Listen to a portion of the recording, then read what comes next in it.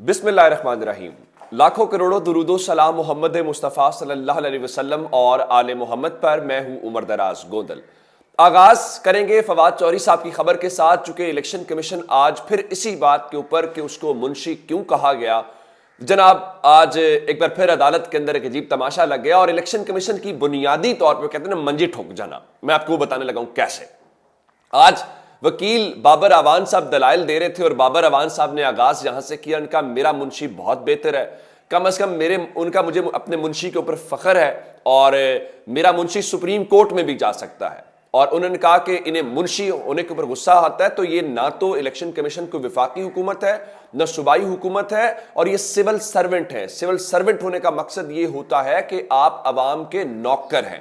اچھا، یہاں تک بات نہیں ہوئی، بلکہ اس کے بعد انہوں نے یہ کہا کہ ان سے پوچھیں کہ پروسیکیوشن نے پچھلے 2 دن کے اندر کیا ان سے تفتیش کی ہے، کیا بات نکالی ہے۔ اور اس کے اوپر آج کیا ہوا کہ الیکشن کمیشن آف پاکستان کے وکیل نے کہا جی ہمیں دیوار سے لگانے کی کوشش کی گئی ہے، اب پتہ نہیں دیوار سے لگانے کے، اور ہمیں ڈرانے دھمکانے کی کوشش کی گئی ہے۔ اور انہوں نے کہا کہ یہ جو فواد چوہدری صاحب نے بیانات دیے ہیں یہ کسی ایک شخص کا بیان نہیں ہے، بلکہ یہ ایک گروپ کا بیان ہے، اور اس کے لیے ان کے گھر کی تلاشی لینا ضروری ہے، اور ان کی موجودگی میں ان کے لیپ ٹاپ اور فون کی برآمدگی ضروری ہے۔ فواد چوہدری کے بیان میں دیگر افراد بھی موجود ہیں، اور اس پہ بابر اعوان نے کہا جی ہاں جی ان کے بیان میں میں بھی شامل ہوں، اور ان کا کہ یہ الیکشن کمیشن آف پاکستان نے ایف آئی آر کروا کے وہ ایک پارٹی کے خلاف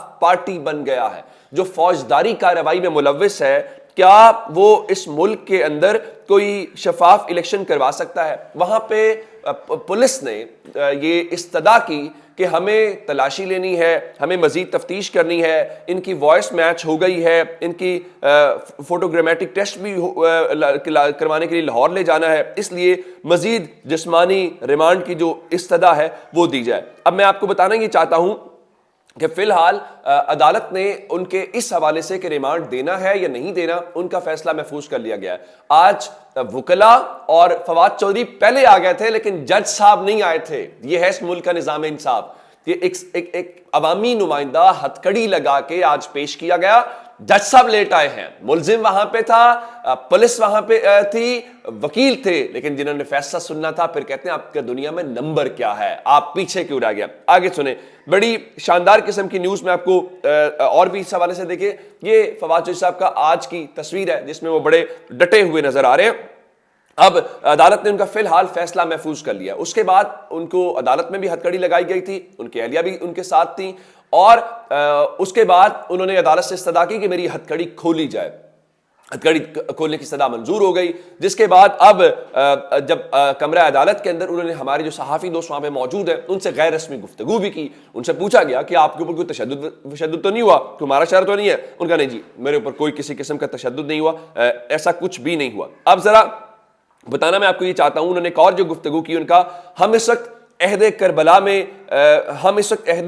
میں ہیں، کہا جا رہا ہے یزیدیت کی بیعت کریں، ہم نے حسین کی سنت پر عمل کرنا ہے، جو غلط ہے وہ غلط ہے، جو ٹھیک ہے وہ ٹھیک ہے۔ عمران خان پاکستان کی بات کر رہے ہیں، ہم حق سچ کی بات کریں گے، یہ عدالت کے سامنے ہے۔ اور الیکشن کمیشن آف پاکستان جو ہے وہ آج اگر دیکھا جائے تو یہ کیس وہاں پہ ٹیکنیکلی ہار گیا ہے۔ ٹیکنیکلی ہارنے سے مراد ہے کوئی ان کے پاس ہے نہیں ہے۔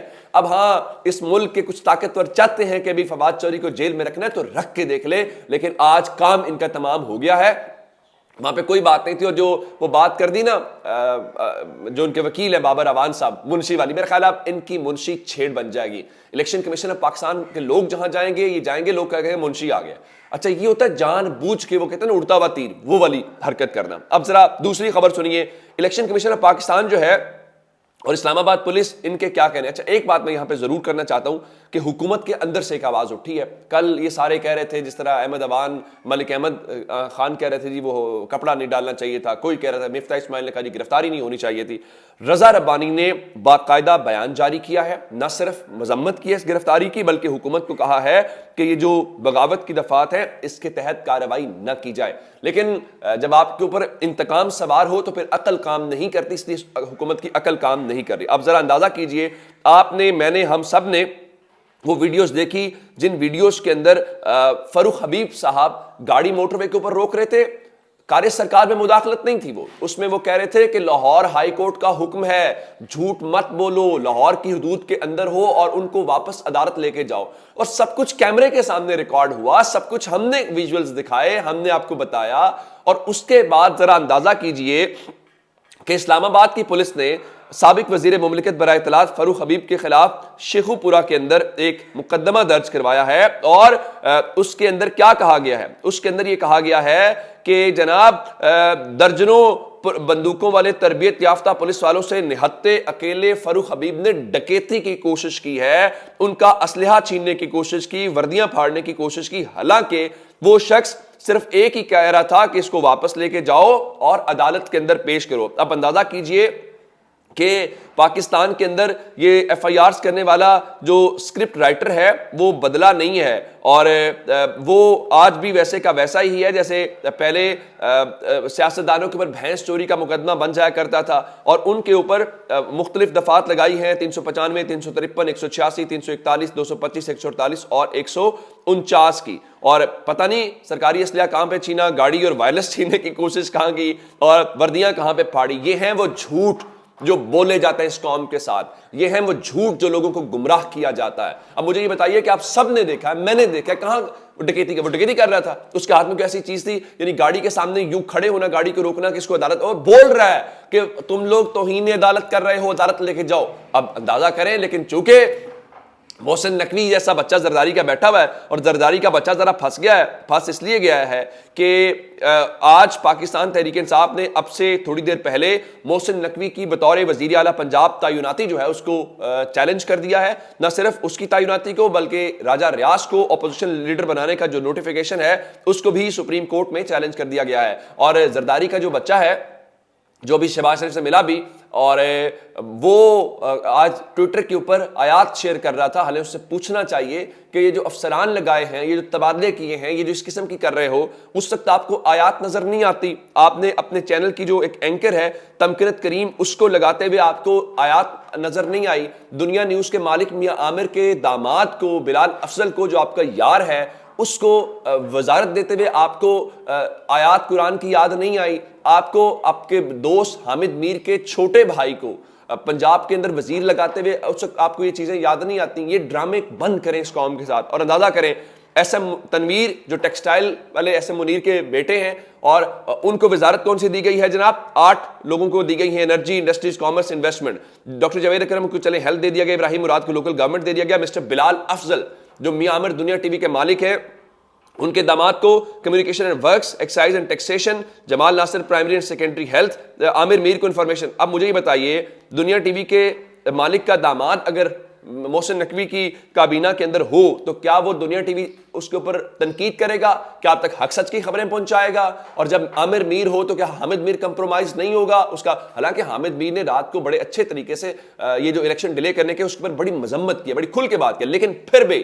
یہ صحافی کیسے عہدے لے سکتے ہیں؟ آخر ایسے کون سے سروسز ہیں جس کی بنیاد کے اوپر کسی محسن نقوی کو نوازا جاتا ہے, کسی عامر میر کو نوازا جاتا ہے, کسی فہد حسین کو نوازا جاتا ہے, یا کسی نجم سیٹھی کو نوازا جاتا ہے؟ ایک سوال تو ہونا چاہیے نا کہ آخر یہ کرتے کیا ہیں.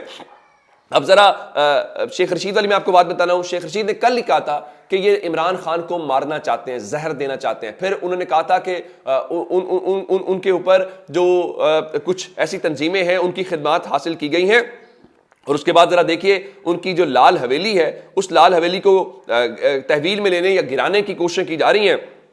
اور اب خبر اس وقت یہ ہے کہ یہ جو انہوں نے یہ کہہ تو دیا کہ ان کو کیا جا رہا ہے, تو اس کے بعد متروکہ وقف املاک نے باقاعدہ طور پہ ڈپٹی کمشنر کو خط لکھ دیا ہے. اور یہ خالی کروانے کا مقصد کیا ہے؟ انتقامی کارروائی کرنی ہے. چلیے اگر آپ انتقامی کارروائی کرنا چاہتے ہیں, اس سے پاکستان کا اگر آپ فائدہ سمجھتے ہیں تو چلیے یہ کر کے دیکھ لیجئے. اندازہ کر لیجئے کہ آج صبح سویرے کیا ہوا ہے. آج صبح سویرے اوپن مارکیٹ کے اندر یہ میں تقریباً 11 میری گھڑی کے اوپر 7-8 منٹ ہوئے ہیں، اس وقت یہ خبریں آپ کو وہ دے رہا ہوں۔ اوپن مارکیٹ کے اندر ڈالر 8 روپے مہنگا ہونے کے بعد 265 روپے کے اوپر پہنچ گیا ہے، 24 روپے اور 50 پیسے مہنگا ہوا ہے۔ اس وقت پاکستان کے اندر انٹر بینک کی قیمت 6 روپے 67 پیسے بڑھ گئی ہے، انٹر بینک کے اندر ڈالر 262 روپے کے اوپر پہنچ گیا ہے۔ لیکن ہم نے کرنا کیا ہے؟ ہم نے عمران خان کو قابو کرنا ہے۔ اپنا بہت سارا خیال رکھیے گا، خدا حافظ۔